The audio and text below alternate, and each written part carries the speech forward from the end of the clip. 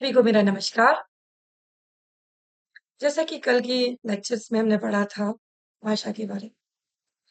मैंने आपको कल बताया था कि भाषा, विभाषा और बोली ये 3 हिस्सों में काम करती है।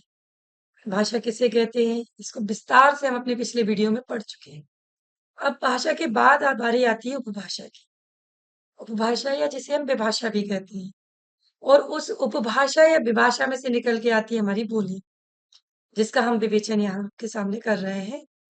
आपको डेस्कटॉप पे दिखाई दे रहा होगा बोली, उपबोली और कृत्रिम भाषा अथवा विभाषा।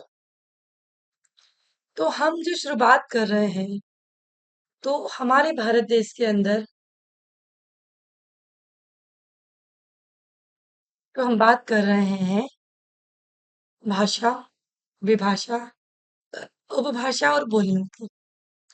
तो भारत के अंदर भाषा का दर्जा तो जो मिला वो हिंदी को मिला। राष्ट्रभाषा, राजभाषा, मातृभाषा, जिस रूप में भी आप कहेंगे वो हिंदी रहे। अब हिंदी के बीच में भी एक उपभाषा आ गई, उस हिंदी की भी एक उपभाषा बन के आ गई। ये कितनी कितनी डीपली बात है ना, समझने वाली बात है ना ये तो, कि भाषा के साथ एक उपभाषा बन के आ गई। अब उपभाषा जो बन के आई ना, वो 5 आई। भारत के अंदर बोली जाने वाली भाषा एक हिंदी, उससे संबंधित उपभाषाएं बोली जाने वाली 5। पश्चिमी हिंदी, पूर्वी हिंदी, बिहारी, राजस्थानी और पहाड़ी। इन 5 उपभाषाओं को लेकर एक भाषा तैयार। इन 5 उपभाषाओं को लेकर एक पूरी की पूरी भाषा तैयार। अब 5 उपभाषाओं में जो निकल के आई वो आई बोलियां। आपके सामने स्क्रीन पे आपको दिखाई दे रहा होगा, बोली, उपबोली, कृत्रिम भाषा और परिनिष्ठित भाषा। उन बोलियों से निकल के आया जो आप पूछते हैं। आप मेरी पिछली वीडियो सुनेंगे तो आपको और अच्छे से कॉन्सेप्ट क्लियर हो जाएगा। ये मेरी एकदम नई वीडियो है, नया वो है लेक्चर। तो आपको इस लेक्चर को समझने के लिए ना, बोली को मेरी भाषाओं वाले लेक्चर्स को सुनना बहुत जरूरी है। तो बोलिए कैसे निकल के आई, उपभाषाओं में से। फिर से हम इस बात को दोहराते हैं कि बोली किसे कहते हैं। बोली क्या है? बोली एक छोटे क्षेत्र में बोले जाने वाली भाषा है। छोटा सा क्षेत्र। अगर आप भारत के किसी भी कोने में बैठे हैं, चलिए मैं अपनी एग्जांपल लेती हूँ। आपका मुझे नहीं पता आप किस कोने से मुझे सुन रहे हैं। मैं मुरादाबाद में बैठी हूँ, भारत के उत्तर प्रदेश के एक मुरादाबाद डिस्ट्रिक्ट में बैठी हुई जिले। अब मुरादाबाद डिस्ट्रिक्ट के भी एक छोटा सा एरिया आता है पाकवाड़ा। वहां मेरी यूनिवर्सिटी है, वहां मेरा काम है, वहां मेरा वर्क है। तो यूनिवर्सिटी के अंदर की जो भाषा है वो तो भाषा है, लेकिन यूनिवर्सिटी के बाहर के जो लोग हैं, उस पाकवाड़े के जो आसपास के लोग हैं, वो जिस भाषा का प्रयोग कर रहे हैं वो है बोली। जैसे मैं जब यहाँ पहली पहली बार आई थी ना, तो 2 चीजें मुझे बहुत अजीबो गरीब टाइप की लगी।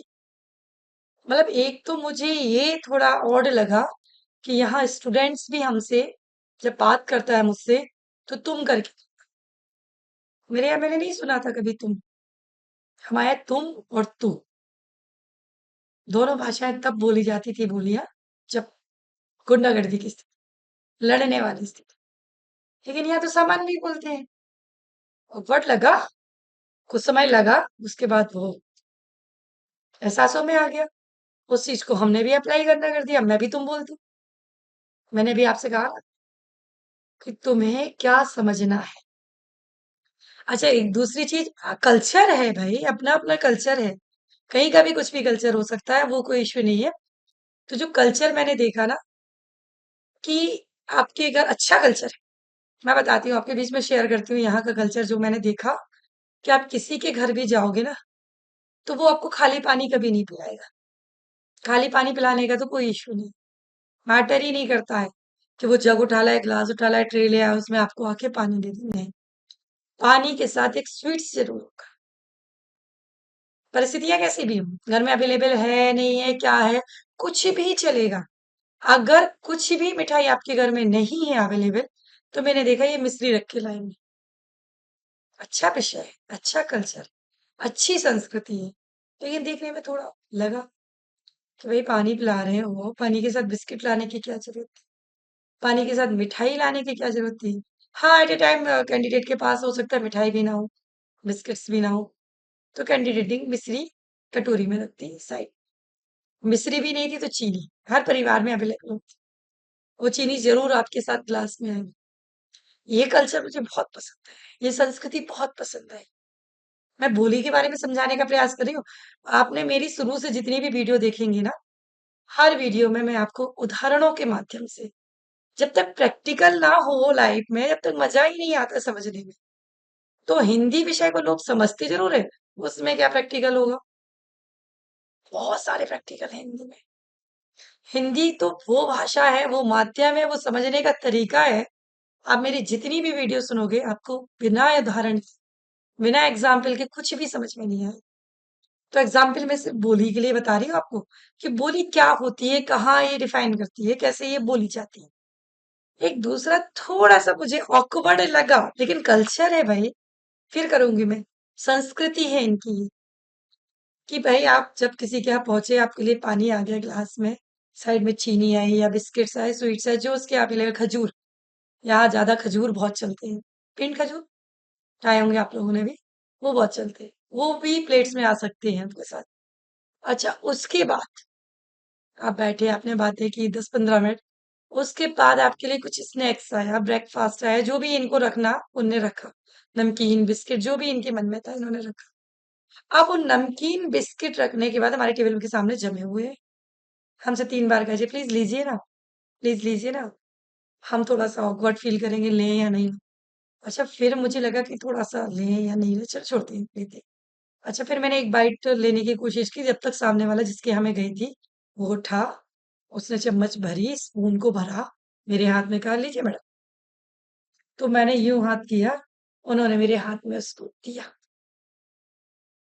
अब बड़ी हेजिटेशन अंदर से, मन में बड़ा शंका, यार नमकीन खा ली मैंने, बहुत टेस्टी नमकीन थी। मन तो हो रहा था दूसरा बाइट भी ले लूं, लेकिन कैसे लूं? भाई यहाँ तो देने की प्रथा है, उसने एक चम्मच दिया तो एक चम्मच ही खाना है। लेकिन मुझे लगा ही अंदर से कि भाई सामने वाले ने मुझे एक चम्मच दिया है, मुझे एक चम्मच ही खाना है, दूसरे चम्मच को नहीं खाना है मुझे। एक चम्मच के बाद दूसरी चम्मच नहीं लेनी है, ये जब दूसरी देगा तभी मुझे खाना है। पहली बार गए थे किसी के यहाँ, अब 2-5 मिनट बाद उसने कहा प्लीज मैडम आप ले क्यों नहीं रहे, थोड़ा तो लीजिए, बिस्किट्स लीजिए, समोसे रखे, समोसे लीजिए। थोड़ा सा हाथ मैंने समोसे की तरफ बढ़ाने की कोशिश की, सामने वाले बंदे ने समोसे के 2 बाइट किए, आधा बाइट मेरे हाथ में पकड़ा दिया। फिर हेजिटेशन के हो सकते से आधी समोसा देना हो मुझे। फिर बैठ गई मैं थोड़ी देर ऐसे सोचने लगी। फिर आधा समोसे के बाद मैंने खुद कहा, सर ये आधा समोसा और ले सकती हूँ? अरे मैम आपके लिए तो है। कुछ नहीं, फिर मैंने खाया। फिर उन्होंने दोबारा मुझे नमकीन दिया, बिस्किट्स की प्लेट मेरे सामने लाई, मैंने उसमें से एक मिठाई उठाई या स्वीट्स उठाया, बिस्किट उठाया। फिर ब्रेकफास्ट थोड़ा बहुत खाने के बाद मैंने उनसे पूछा, मेरा मन नहीं मानता, मैंने कहा ना, विदाउट एग्जाम्पल, जब तक सेटिस्फैक्टरी माइंड में नहीं, तब तक आगे बढ़ने का लाइफ में कोई मतलब नहीं होता है। मैं हिंदी जरूर पढ़ा रही हूँ, लेकिन साथ में मोटिवेशनल चीज भी आपके साथ चलती जाएगी। इंटरेस्ट होना चाहिए ना, ऐसे क्या बोरिंग तरीके से आप पढ़ रहे हैं, कुछ ही पढ़ रहे हैं, कुछ भी सुने जा रहे हैं, तो वो मजा नहीं आता है। ठीक है, मैंने पूछ लिया, मेरा मन नहीं माना, मैंने पूछ लिया, अरे सर एक बात पूछूं आपसे? हाँ मैडम बताइए ना। सर मैं ना, नमकीन बहुत टेस्टी था, और मुझे लगा था मैं सेकंड चम्मच इसे और लूँ, या तीसरी बार और लूँ, या चौथी बार और लूँ इसे। लेकिन वो थोड़ा सा हेजिटेशन हुआ जब आपने मुझे हाथ में दी, तो लगा कि शायद सबको आप एक एक चम्मच ही बांटेंगे। तो वो बहुत तेज हंसे, और उन्होंने जो मुझे उसका सॉल्यूशन दिया, वो सुनकर आप भी सोचेंगे कि ये संस्कृति है। उन्होंने उसका मुझे जो समाधान दिया, उन्होंने कहा मैम, अतिथि देवो भव, अतिथि हमारे लिए देवता के समान है, पूजनीय है। आप मेरे घर आई हैं तो आपको तो पूजनीय है।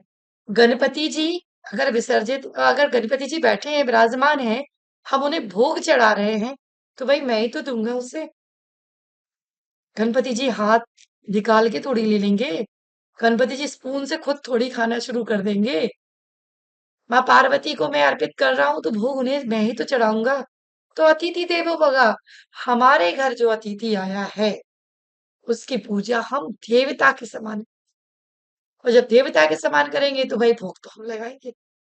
हाँ, अगर आपको लग रहा है कि आपको नमकीन अच्छा लगा है, आप और भी खा सकते हैं, तो सेकंड स्पून आप खुद ले सकते हैं, लेकिन पहला स्पून तो हमारे हाथ से जाएगा। उस दिन पता चला कि संस्कृति बहुत लोगों को जोड़ने का एक माध्यम है, लोगों की भावनाओं को जोड़ने का एक माध्यम है संस्कृति। बड़ा अच्छा फील हुआ उस चीज को देख के, बहुत अच्छा फील हुआ, बता नहीं सकती हूँ। तो वो जो हमने बात की ना आपस में, वो भाषा नहीं थी, वो थी बोली। मैंने बताया ना कि बोली मैंने कहाँ से ली, जहाँ हम छोटे क्षेत्रों में इसका यूज कर रहे हैं, जहाँ हम छोटे रूप से इसका प्रयोग कर रहे हैं, वो है बोली। तो मैंने बोली में काम किया। मैंने उनसे पूछ लिया कि सर आपके यहाँ तो ये क्या चलता है, मुझे तो बड़ा हेजिटेशन होता है, बड़ा वैसा लगता है कि यार, एक तो वैसे ही हम भी जानते हैं, आप भी जानते हैं, सब समझते हैं कि कभी किसी के यहाँ जाओ तो एकदम से टूटा नहीं जाता है। टूटा कहाँ जाता है? खाने पे। जब हमारा फ्रेंड सर्कल, जब हम अपनी दोस्त यारी में जाए, जहाँ बिल्कुल हम हक से जाए, वहां टूटा जाता है कि भाई ये भी लाए, ये भी लाए, ये भी लाए, ये भी खाएंगे, ये भी नहीं खाएंगे, हर जगह नहीं टूटेगा। तो हर जगह आपको अतिथि देवो भव की संस्कृति से जोड़ा जाए। तब उनसे पूछा, तो वो थी हमारी बोली। समझ गए ना आप? जब हम जो चीज छोटे क्षेत्रों में प्रयोग करते हैं, बहुत कम लोगों के बीच में प्रयोग की जाती है, वो कहलाती है हमारी बोली। अब वो ही नाश्ता अगर रखा था मेरे सामने प्लेट्स पे, तो जिन सर के यहाँ मैं गई थी या मैडम के यहाँ जिनके यहाँ गई थी, उनके बच्चे आ जाए, उनकी वाइफ आ जाए, उनके और कजन्स आ जाए, तो वो उनको कैसे सर्व करती?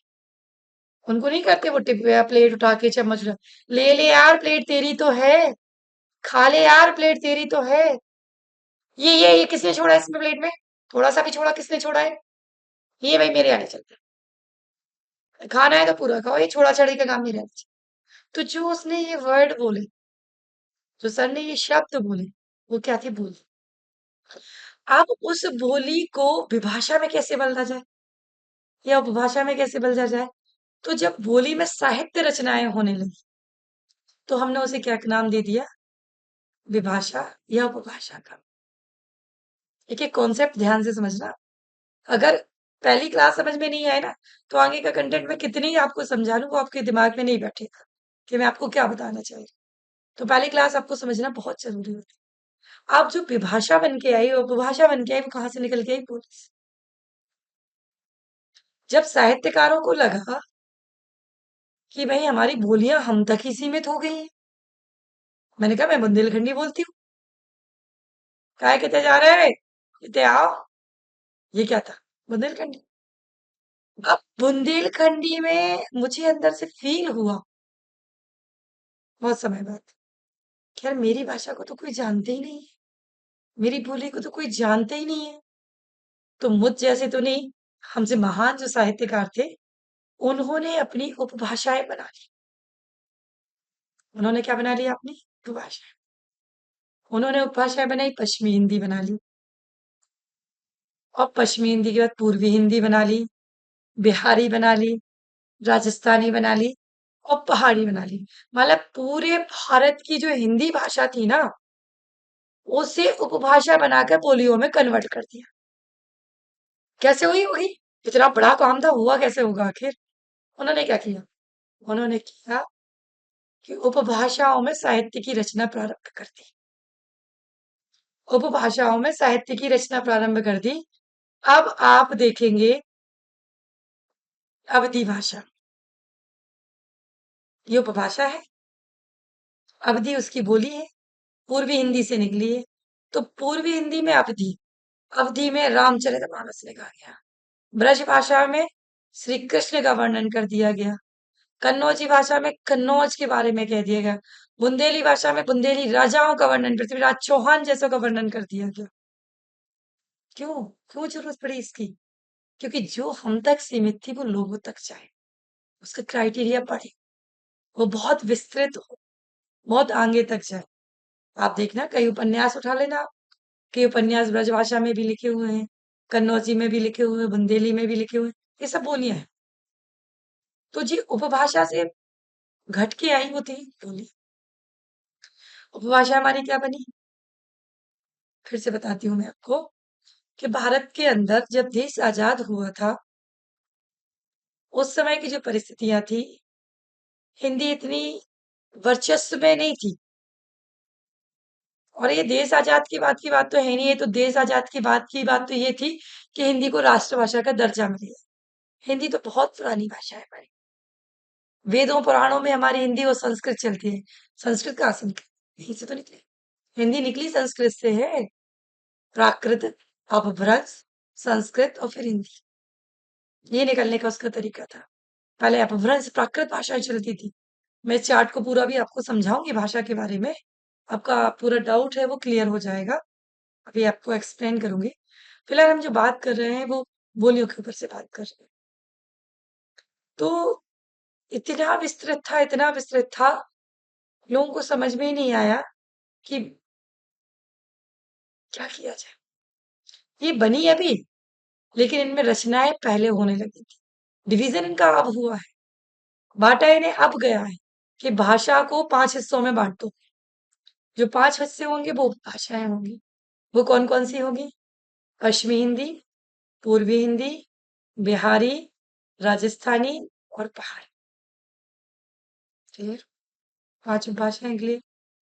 अब 5 उपभाषाओं में पहली निकली हमारी पश्चिमी हिंदी। अब 5 उपभाषाओं में हमने बोलियां कितनी, पूरे भारत में जो बोलियां बोली जाती हैं वो 18 प्रकार की बोली जाती है। जी हाँ, सिर्फ 18 प्रकार। क्वेश्चन किया किसी ने मुझसे, बस 18 मैडम? जी हाँ भाई साहब, सिर्फ 18 प्रकार की बोलियां बोली जाती। अच्छा, उन बोलियों का भी एक छोटा पार्ट हो गया ना, उन बोलियों का भी एक छोटा हिस्सा बट गया। तो जो बोलियां मूल रूप से बोली गई वो 18 प्रकार की। कैसे बोली गई? पश्चिमी हिंदी जो उपभाषा आई, भाषा से उपभाषा बनी पश्चिमी हिंदी। अब पश्चिमी हिंदी जो उपभाषा बनी, उसमें से निकल के आई हमारी ब्रज भाषा बोली, जो ब्रज की तरफ बोली जाती है। गए कभी आप मथुरा की तरफ, ब्रज की तरफ? जो श्री कृष्ण की फेवरेट भाषा थी, जिसका प्रयोग श्री कृष्ण करते थे, वो थी ब्रज भाषा। अब ब्रज भाषा के बाद निकली कन्नौजी, जो कन्नौज की तरफ बोली जाती थी, उसे हमने कन्नौजी नाम दे दिया। फिर हमारी निकल के आई बुंदेलखंडी। पश्चिमी हिंदी की बात हो रही, पश्चिमी हिंदी मतलब जो पश्चिमी इसको कवर्ड करे, जैसे मुरादाबाद मेरा जो है ना पश्चिमी यूपी में आता है, तो पश्चिमी यूपी में हमारा झांसी, ललितपुर, ये सारी चीजें यहाँ अवेलेबल हो जाती है। मथुरा, आगरा, ये सब पश्चिमी हिंदी में आता है। ये पूरा क्राइटेरिया आपका भारत के अंदर, अगर उत्तर प्रदेश की मैं बात करूं यहाँ की, तो ये पश्चिमी जो एरिया है हमारा, ये पूरा आगरा, मथुरा, मुरादाबाद, झांसी, ललितपुर, ये सब पश्चिमी हिंदी में हमारा आ जाता है। तो ब्रजभाषा है जो ब्रज की तरफ बोली गई। कन्नौज की तरफ जो बोली गई वो कन्नौजी बोली हो गई। बुंदेलखंड में जो बोली गई उसे बुंदेली बोल दिया गया। चमक उठी सन 57 में वह तलवार पुरानी थी। चमक उठी सन 57 में वह तलवार पुरानी थी। बुंदेले हर बोलों के मुंह हमने सुनी कहानी। बुंदेले हर बोलों के मुंह हमने सुनी कहानी थी। खूब लड़ी मर्दानी वो तो झांसी वाली रानी थी। खूब लड़ी मर्दानी वो तो झांसी वाली रानी थी। झांसी की रानी सुना है आपने ना? सभी ने सुना होगा। भारत का ऐसा कोई कोना नहीं होगा, अगर वो अपने क्रांतिकारियों को नहीं जानता है, तो मैं नहीं कह सकती कि आपने नहीं सुना। लेकिन मुझे नहीं लगता, जो हमारे क्रांतिकारियों ने, जिन्होंने देश को आजाद कराने में, जिन्होंने स्वतंत्रता की लड़ाई लड़ने में और जिन्होंने मुगलों से लेकर ईस्ट इंडिया कंपनी तक को देश से बाहर करने में अपना योगदान दिया, उसमें एक नाम झांसी की रानी का भी आता है। सुभद्रा कुमारी चौहान जी ने उनके ऊपर से चंद्रपंक्तियां लिखी, जो मैंने आपके बीच अभी रखी थी। चमक उठी सन 57 में, 1857 की बात है। झांसी की रानी थी, 13 साल की उम्र में थी, बात बहुत छोटी सी थी। चमक उठी सन 57 में वह तलवार पुरानी थी। खूब लड़ी मर्दानी वो तो झांसी वाली रानी। बुंदेले हर बोलों के मुंह, बुंदेलो मतलब बुंदेली राजाओं की, जो बुंदेलखंडी बोलते थे।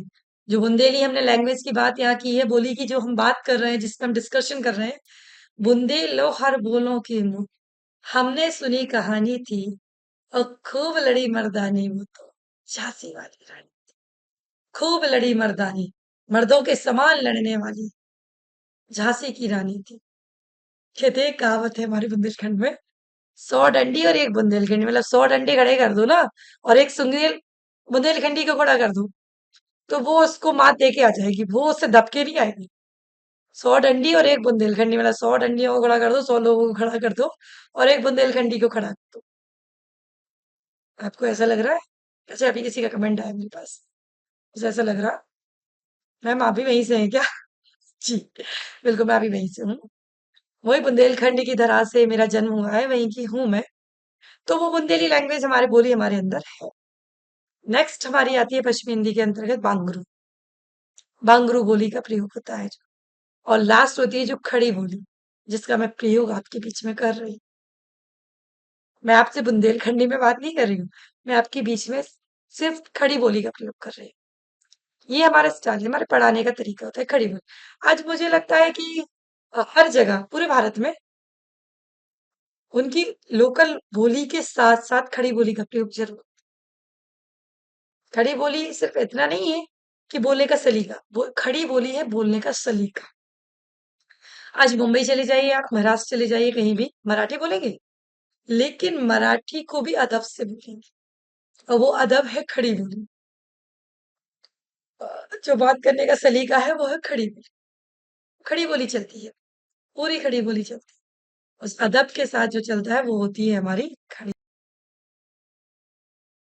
तो हम बात कर रहे थे खड़ी बोली। खड़ी बोली एक अदब है, हर बोली के साथ खड़ी बोली जरूर है। मतलब एक बोलने का सलीका, आप करके बोलना, आप क्या क्या चल रहा है, आप कैसे हैं। मैंने कहा ना, बुंदेली मेरी बुंदेली है, बुंदेलखंडी है, मैं उस भाषा का प्रयोग करती हूँ, लेकिन खड़ी बोली वहां मायने नहीं रखती। फिर हमारा समय बढ़ा और हमारे पूर्वी हिंदी की तरफ। पूर्वी हिंदी की हमने 3 बोलियां बांटी। पश्चिमी हिंदी हमने 5 बोलियां बांटी, ब्रजभाषा, कन्नौजी, बुंदेली, वांगड़ू और खड़ी बोली। फिर हमने पूर्वी हिंदी पे बात की। तो पूर्वी हिंदी में हमने 3 भाषाएं बांटी, बोलियां, सॉरी, हो जाता निकल जाता है भाषा भाषा लगातार। बोलियां बांटी, अवधी, बघेली और छत्तीसगढ़ी। अब पूर्वी हिंदी आप ये मान के चलो बिहार की तरफ, झारखंड की तरफ आपका ये हिस्सा आ गया। जो भाषा के हमने 5 भाषा वाला पार्ट किया ना, वो ये वाला पार्ट आ गया। अवधी, बघेली और छत्तीसगढ़ी। छत्तीसगढ़ी छत्तीसगढ़ में बोली जाती है। छत्तीसगढ़ के अंदर पूरी छत्तीसगढ़ी बोली जाती है। रायपुर, दुर्ग, बिलासपुर, जितने नाम मेरे दिमाग में आ रहे हैं जैम में, वो मैं आपको बता रही हूँ। इस तरह पूरा छत्तीसगढ़ी चलता है। अवधी लैंग्वेज बोली जाती है अवध की तरफ, अयोध्या की तरफ, कहते हैं ना अयोध्या, धाम, फैजाबाद, यहाँ अवधी भाषा का प्रयोग होता है। अवधी बोली का प्रयोग होता है। बिहार की तरफ नहीं आएगा ये। पूर्वी हिंदी, अवधी, बघेली और छत्तीसगढ़ी है। फिर तीसरी उपभाषा हमने बड़ी बांटी, वो बांटी बिहार। अब बिहार में 3 भाषाएं बोलियां बोली जाती हैं, मैथिली, मगही और भोजपुरी। मैथिली, मगही और भोजपुरी 3 बोलियां बोली जाती हैं वहाँ। तो मैथिली जो होती है ना, लाइक दैट, मैथिली, मैथिल देश की राष्ट्र मिथिला कुमारी की आवाज, मगही, भोजपुरी। भोजपुरी गाने तो आप लोग सुनते होंगे। भोजपुरी तो भाई आजकल बहुत ट्रेंड में चल रहा है। भोजपुरी चैनल, आप दिल्ली दूरदर्शन के कोई भी, अच्छा, हिंदी साहित्य, हिंदी भाषा की जब हम बात करते हैं ना, तो टेक्नोलॉजी के लिए हमें प्रयोजनमूलक हिंदी की जरूरत पड़ी। ये तो हमारा काम तो दिल्ली दूरदर्शन से ही पूरा हो जाता है। आज आप, एक वो लगता है ना, क्या बोलते हैं उसको, दिमाग में नहीं आ रहा है। डिक्स आजकल तो खत्म हो गई है ना, घरों में डिक्स नहीं लगती है। उसकी जगह वो एंटीना या वो टावर, क्या बोलते हैं उसको, वो लगने लगे हैं। सेटअप बॉक्स, जी हाँ, सेटअप बॉक्स। आप सेटअप बॉक्स में आप 1100 वाला प्लान करा लीजिए, 1100 वाला। मुझे लग रहा है 8-10 साल के लिए वो प्लान आपकी उसमें टीवी पे चलेगा, 1100 रुपये में। लेकिन 1100 रुपए वाले प्लान में आपको चैनल भाषा से रिलेटेड इतने सारे मिल जाएंगे ना कि लगेगा कि यार ये मोबाइल, ये टेक्नोलॉजी, ये मोबाइल कोई यूज करें, इसका कोई यूज नहीं। अगर वास्तविकता में आप साहित्य को जानना चाहते हैं तो मैं देखती हूँ, कभी कभी खोलती हूँ टीवी को, कभी कभी, ज्यादा नहीं हो पाता है, लेकिन देखती जरूर हूँ। मैं देखती हूँ भोजपुरी चैनल, मैं देखती हूँ माथिली चैनल, मगही चैनल, अलग अलग चैनल चलते हैं। एनडीटीवी जैसे आपने नाम सुना ना, एनडीटीवी न्यूज, ऐसी Bhojpuri news, Marathi news, Maithili news, आपको हर बोली का वहां से नॉलेज होगा। आप 10 मिनट वो बोली बैठ के चलाइए, देखिए, आपको उस बोली का नॉलेज हो जाएगा। और दिन भर उसी लैंग्वेज में बात होती है, उसी बोली में बात होती है, उसी लैंग्वेज में बात होती है, वैसे ही बात होती है जैसी होनी चाहिए। तो यहाँ ये एक चीज और मैं यहाँ डिफाइन करूंगी कि बिहार में जो बोलियां आई वो मैंगली, मथई और भोजपुरी, तीन बोलियां हैं। उसके बाद हमने अपनी उपभाषा को बढ़ाया राजस्थान की तरफ। राजस्थान में जो राजस्थानी हमारी उपभाषा थी, उसके अंतर्गत हमारी आई मेवाती, मालवी, मारवाड़ी और जयपुर। आप जयपुर की बात करें तो जयपुर में जयपुरी बोली जाती है। खम्मागड़ी छे, ढोक अम्मा जी। अब ढोक का मतलब क्या? पहले नहीं समझ में आता था, अब समझ में आया। ढोक मतलब चरण स्पर्श, और चरण स्पर्श एक ऐसा शब्द है जो सिर्फ खड़ी बोली में प्रयोग होता है। ढोक राजस्थानी में प्रयोग होता है। सभी क्या, मारवाड़ी लोगों की बोली देखो कितनी प्यारी, मारवाड़ी चैनल, आप उसको लगवाओगे ना 1100 वाले का, भाई आप महंगा वाला लगाओगे तो उसमें तो आपको वही Sony, Star Plus, Colors, Disney, ये सब मिलेगा। देख, हॉट स्टार, करंट। मैं करंट की बात नहीं करी, साहित्य को समझने के लिए हमें वापसी जाना पड़ेगा। आप और हम जी रहे हैं करंट, आप और हम जी रहे हैं वास्तविकता में कि भाई क्या चल रहा है। नैनो टेक्नोलॉजी, नैनो टेक्नोलॉजी से बीटेक करा दीजिए। तो हमें उसमें नहीं जाना है, हमें जाना है बैक। तो आप वो 1100 वाला प्लान लगाए, उसमें आपको सारे चैनल्स देखने को मिलेंगे, अलग अलग प्रकार के चैनल्स रहेंगे, अलग अलग प्रकार के चैनल्स आपको देखने। तो वो अलग अलग चैनल पे हम बात करते हैं, है ना। फिर हम करते हैं मेवाती, मारवाड़ी, मालवी और जयपुरी। उसके बाद आती है हमारी पांचवी उपभाषा आती है, वो है हमारी पहाड़ी हिंदी। पहाड़ी हिंदी में तीन बोलियां आती है हमारी, गढ़वाली, कुमाऊनी और नेपाली। नेपाल देश हमारा नहीं, लेकिन नेपाल हमारे देश से लगा हुआ एक बॉर्डर है। तो नेपाल की जो लैंग्वेज है नेपाली, वो पूरी देवनागरी लिपि में लिखी हुई है। नेपाल की जो भाषा है उसके लिखने का जो तरीका है वो देवनागरी लिपि का है। तो वो देवनागरी लिपि में लिखी हुई है। तो नेपाली, कुमाऊनी और गढ़वाली, ये तीन पहाड़ी हिंदी की आने वाली बोलियां हैं। इस प्रकार इस वीडियो में जो हमने समझा, उसके एक समरी में आपके पीछे पूरा का पूरा प्रस्तुत करूंगी। ध्यान से सुनिए। अगर पूरी वीडियो में आप कहीं मिस कर रहे हैं तो ये समरी भी आपको वहां सपोर्ट करेगी। हम जो पढ़ रहे थे आज के टॉपिक में, वो हमारा आज का टॉपिक था भारत के अंदर जो भाषा आई, उसकी उपभाषा और उसकी बोलियां। भाषा को तो भाई हिंदी को राष्ट्रभाषा का दर्जा मिल गया, ये तो 1947 के बाद मिला, देश आजादी के बाद। लेकिन जो उपभाषा और बोलियां ये पहले से जनरेट थी, पहले से निकली हुई थी। तो उनको बांटा जरूर भाषा के आने के बाद गया है कि भाषा तो एक हिंदी है, लेकिन इसकी 5 उपभाषाएं बनाती हैं। 5 उपभाषाओं में कौन कौन सी बनाई हमने? पश्चिमी हिंदी, पूर्वी हिंदी, बिहारी, राजस्थानी और पहाड़ी। अब इन 5 उपभाषाओं को हमने 18 बोलियों में विभाजित किया। 18 बोलियों में जब हमने इन्हें विभाजित किया तो पहली हमारी पश्चिमी हिंदी है। और पश्चिमी हिंदी के अंतर्गत बोली जाने वाली बोली कौन सी है? ब्रजभाषा, कन्नौजी, बुंदेली, बांगरू और खड़ी बोली। ये 5 बोलियां हो गई। पूर्वी हिंदी से निकलने वाली बोलियां थी हमारी अवधी, बघेली और छत्तीसगढ़ी। ऐसी बिहारी हिंदी से निकलने वाली थी हमारी बोलियां माथिली, मगही और भोजपुरी। इसी प्रकार राजस्थानी हिंदी से निकलने वाली वीडियो थी हमारी, बोलियां थी मेवाती, मालवी, मारवाड़ी और जयपुरी। उसके बाद पहाड़ी हिंदी से निकलने वाली तीन बोलियां थी हमारी गढ़वाली, कुमाऊनी और नेपाली। आप काउंट करेंगे, मैं भी काउंट कराती हूँ आपको, मिलाइए आप भी। मेरे साथ मिलाएंगे तो जल्दी याद होंगी ये चीजें, लिखने के काम में आएंगी आपको फ्यूचर। पश्चिमी हिंदी से 5 बोलियां निकली, ब्रजभाषा, कन्नौजी, बुंदेली, बांगरू और खड़ी बोली। पूर्वी हिंदी से 3 निकली, पांचों 3 8, अवधी, बघेली और छत्तीसगढ़ी।